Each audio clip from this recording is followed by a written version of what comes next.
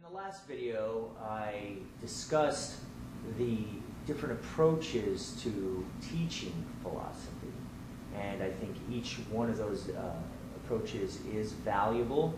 I think that I would never say that there's a wrong approach. I particularly prefer my approach, taking it from the differing fields of philosophy, such as epistemology, metaphysics, and ethics. From there, we could jump off. But of course, that's from where I come. Now, as I said in the last video, the starting point of this one will be the nature of philosophy. When I say the nature of something, for example, what is the nature of science? What is the nature of law? The nature of ethics or good and evil? What I would ask is, what is that thing? What are the necessary and sufficient conditions for that subject? So while I start doing this, I want to make a point here that philosophy is both a first-order discipline and a second-order discipline. Now, what do I mean by a first-order discipline and a second-order discipline? By a first-order discipline, what I mean is doing the practice of the discipline. For example, let's take science as a first-order discipline. Science as a first-order discipline, let's take, for example, geology.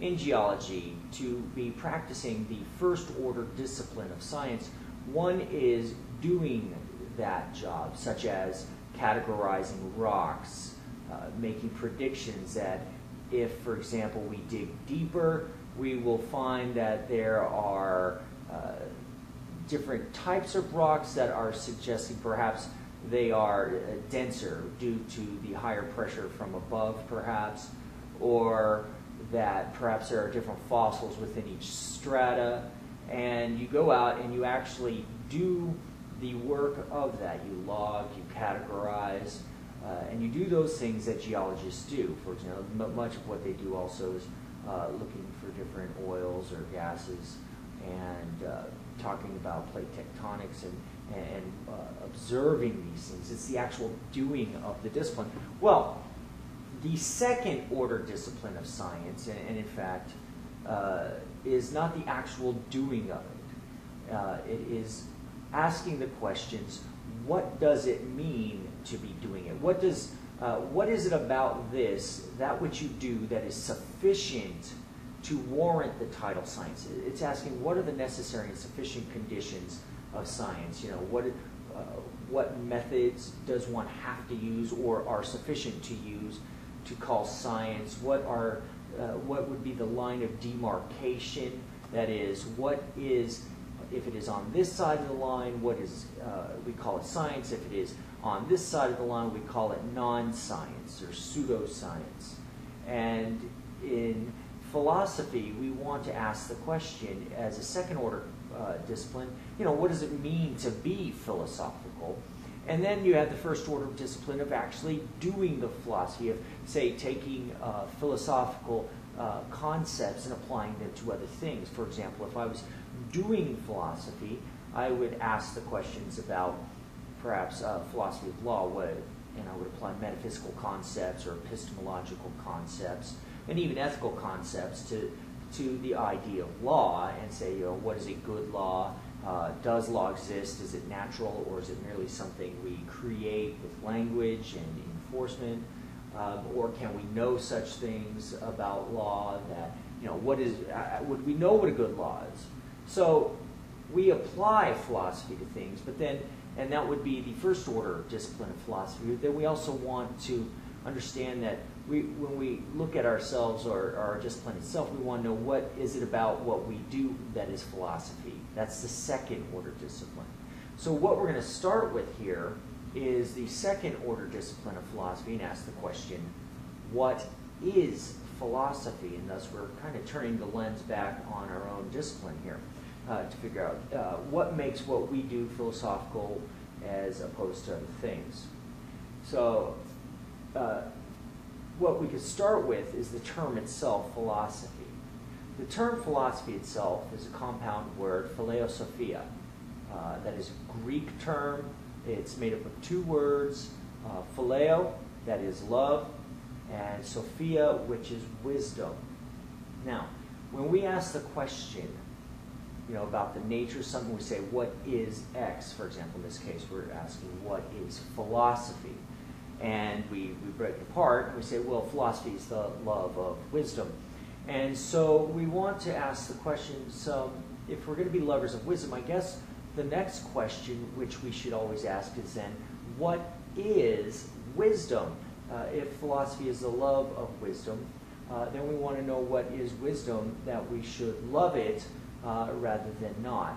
Now, I do want to make it clear that when we do such a thing, we are now going to be looking for the necessary and sufficient conditions for wisdom. That way, when we approach that, if we love it, we can converge upon wisdom and be lovers of wisdom. It's not suggesting that this is an all-or-nothing game.